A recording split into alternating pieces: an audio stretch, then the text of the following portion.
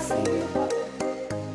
Hi everyone! Welcome back to my channel. I'm with my friend again, Miss Charity Season. So, since malapit na po ang Pasko, gagawa kami ng mini fruit cake. So, when we say mini fruit cake, ilalagay natin siya sa cupcake. Di ba, usually, ang fruit cake kasi is into a loaf. So, gagawin naman natin siya mini. Kakaiba. So, parang bite size. Bite size siya, yes. So, di ba nakatikim ka na sabi mo sa akin ng fruit cake? Before. Yeah, and then nakatulog ka. Yes, nakatulog. Kasi daw, sinisipo niya yung fruitcake kasi may alak daw po. Yes, may Nalasing alak daw pala po siya, siya. Bata pa kasi kami noon. Tapos may mga nag-gift. Actually, guys, ang fruitcake is best gift for Christmas. Yes, actually. So So yung gagawin natin today is it's not super big. Talagang bite size, mini fruitcake. So medyo mahal nga lang po yung ingredients ng fruitcake. So isimulan na natin for the ingredients. So I have here imported glazed fruit. You can use the local produce kasi yung local po kasi it's papaya with citric acid. And then all-purpose flour, cherry, red and green for toppings. And then brown sugar, unsalted butter, chopped dates, raisins. And then I have here cashew nuts, walnuts, baking powder, baking soda, salt, nutmeg powder, then cinnamon powder, 1 whole large egg, and then lastly our rum. So this is Tanduay rum or any brand of rum that available in your kitchen. Okay, i-discuss ko po yung glazed fruit. Ito kasi yung imported na glazed fruit. Sobrang sarap po niya. Ayan, may orange peel, cherry, basta halo-halong fruits. Yung sa Pilipinas kasi, it's colorful, but it's papaya. Sinabi yun ng one of my mentor kung paano gumawa ng fruit cake. So, diniscuss niya. Iba nga po yung imported. Pero yung iba daw, they don't like the So, imported. you mean papaya? Yan ba yung mga fruit cocktail na ginagawang glaze? No, yeah, sometimes they add papaya sa fruit cocktail. Yun daw is green papaya na nilagyan nila ng citric acid para magmukha siyang glaze. Pero itong imported, pag tinikman mo talaga, is tawag dito lasang fruits na iba't mixed fruits. Okay, simulan na natin yung paggawa ng ating fruit cake. So creaming method yung gagawin natin for our fruit cake. Okay, creaming method. So ilalagay natin yung butter using our paddle attachment. Siyempre, assistant ako.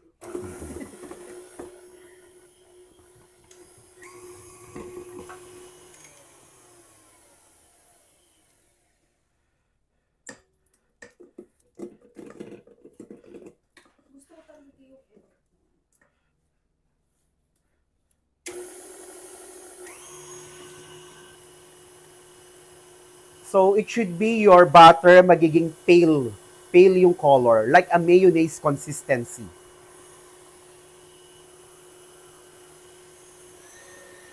Okay, it's time to add in our brown sugar. Yan.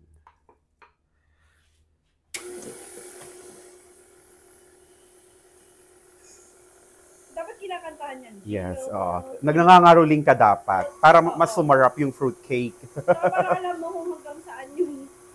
Yeah. Parang yung pag-wash, hand washing, di ba, happy birthday? Mhm. Ano naman dito? Jingle bell. Yeah. Pagkatapos yung kanta, tapos na. Okay, next is our egg. Ilalagay natin.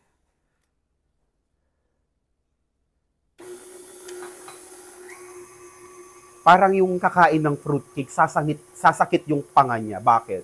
So, dami ng ingredients. Oo nga, grabe. Nuts, very generous. Hindi siya tinipid.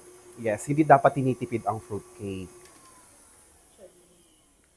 Para mag-enjoy yung pagbebenta or pagre-regaluhan natin. Yes. Yung uulit sila.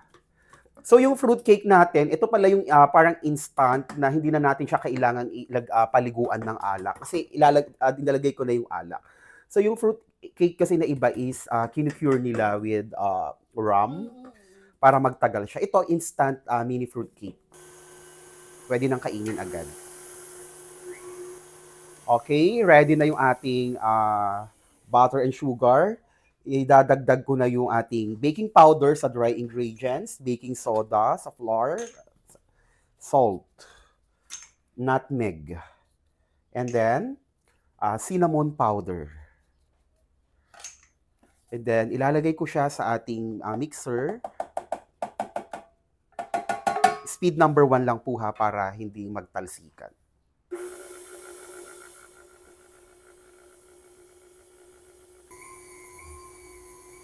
Okay, that's fine. Don't too much mix kasi mabubuo yung gluten and gliatinine.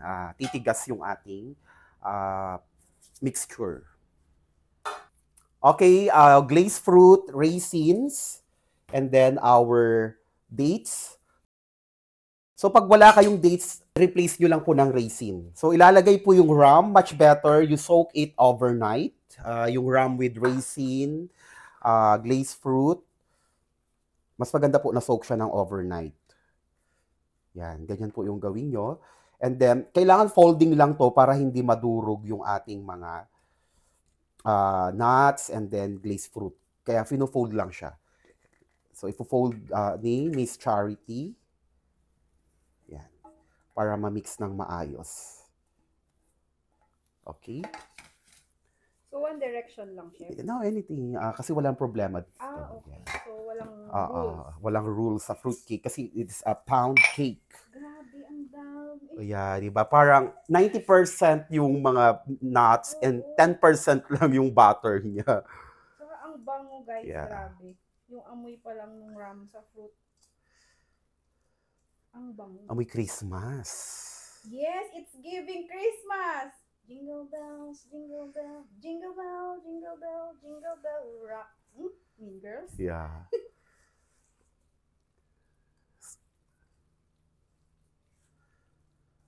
Diba, wala akong ka-art-art sa pag-fold. Pero, nakaka-happy na naman, Chef. Kasi, syempre, cooking with the professional. Baking, yeah. Baking with the professional. Hindi naman. Nakaka-happy. Tsaka, alam mo ba, parang nakaka-bring back na naman ng memories. Yeah. Ng Nostalgic times. or nostalgia. Yes. Yung mga time na very luxurious kasi ang fruitcake, mga guys. Yes. Hindi kasi lahat nakaka-afford bumili ng ganito before.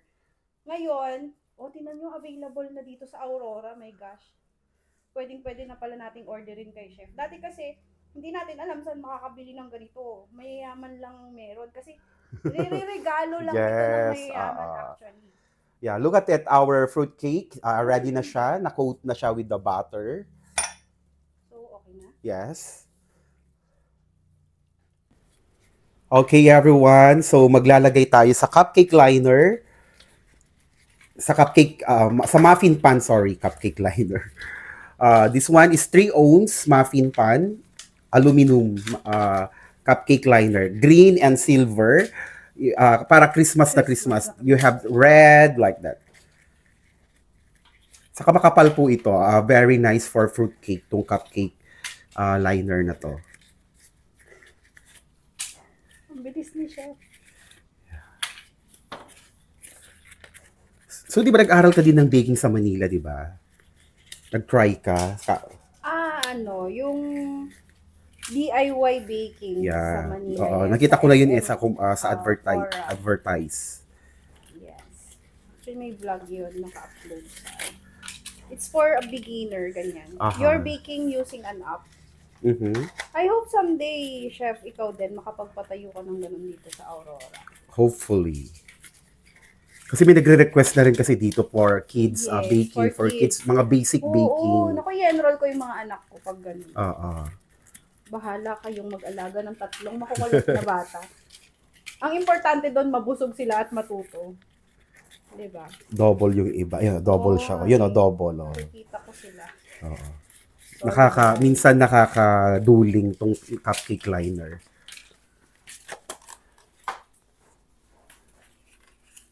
So, habang naglalagay si Miss Charity, so ako po muna. So, using ice cream scooper, 3/4 po dapat. Yan, 3/4 siya. Grabe, talagang sasakit yung panga ng kakain ng fruitcake na to. Super, hindi siya tinipid.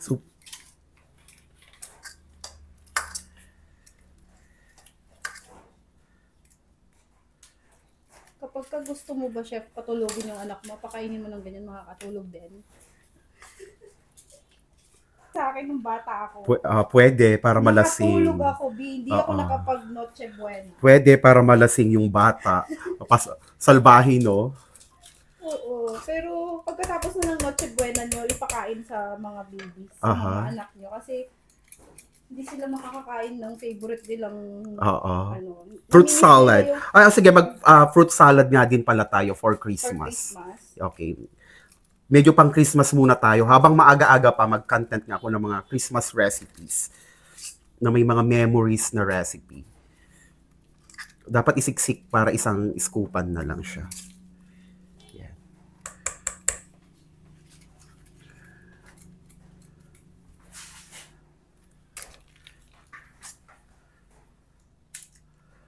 O, diba? Sarap ng fruitcake. There's a fruitcake for everybody. At least kayo na ang gagawa sa inyong tahanan. So, malaking tipid po ito pag kayo ang gumawa. Pang regalo, pang negosyo. Yun talaga But you yung can the use best this recipe as a loaf, ha? Pwede po siya. pang Or round cake pan, like that. So, generous. Grabe, parang puro glazed fruit and nuts. So, my turn.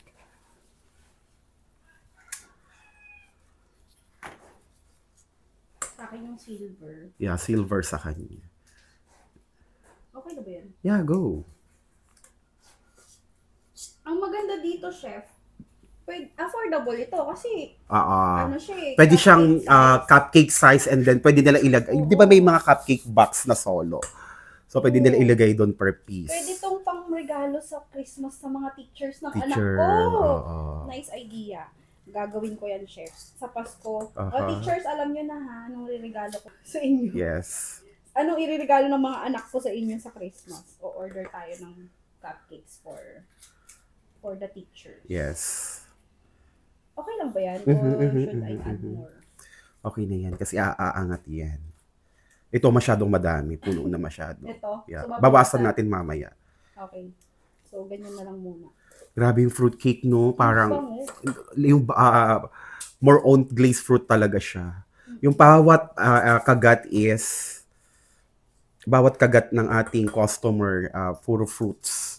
Kasi may fruit cake kasi, yung puro cake siya. Cake lang, yes. Tapos, mabibilang lang yung glazed Nakaibabaw fruit. lang yung glaze. Oo, yung mga nuts, gano'n. Oo. Oo. Makikita mo lang yung mga glazed fruits niya nasa ibabaw lang siya. Oo. Wala Ito siyang- talaga, bawat kagat mo talaga, nandun yung glazed fruit, nuts, hindi tinipid. Yes. Tsaka hindi ito nakakahiyang Ipang regalo. regalo talaga kasi sobrang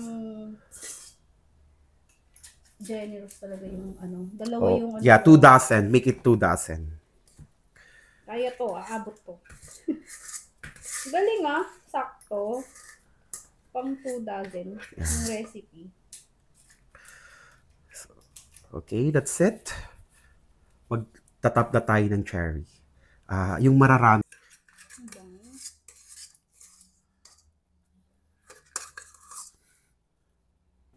Okay, cherry on top. Gusto ko yung may hawakan para, wag nyo siyang ilulubog ha, para, Nilubog ko, oo, sorry. hindi, ibabaw lang na ganyan, cherry on top.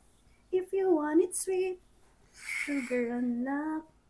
Diba? Parang, if you want it spice. So maganda yung may hawakan para shala-shala, di ba? C-H-E-R-R-Y.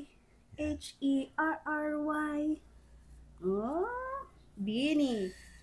Beanie. Ano yung bean? Si chef din niya kilala Oo, yung Beanie. hindi Gen Z. Hindi ako Gen Z.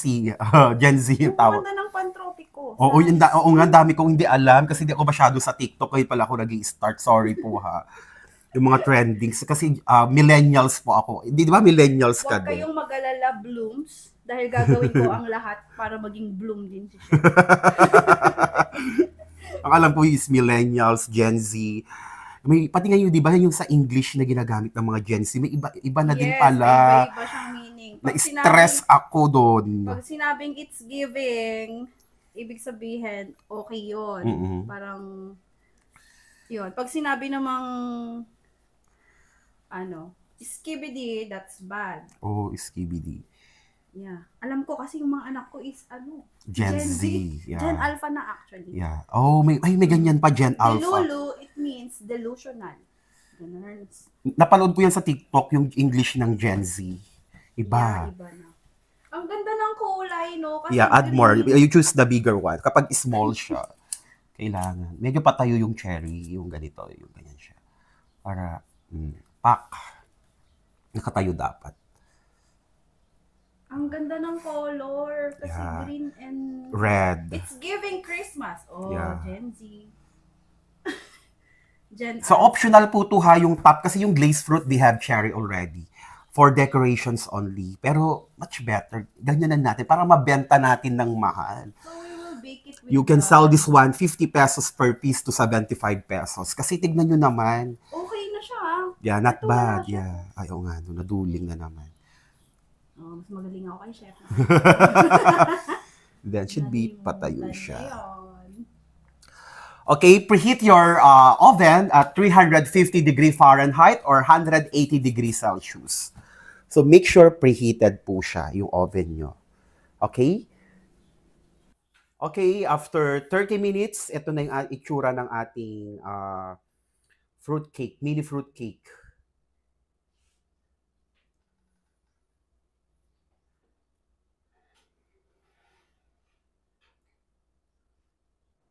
Okay, everyone, ito na yung ating finished product, our mini fruit cake. Hope you like it.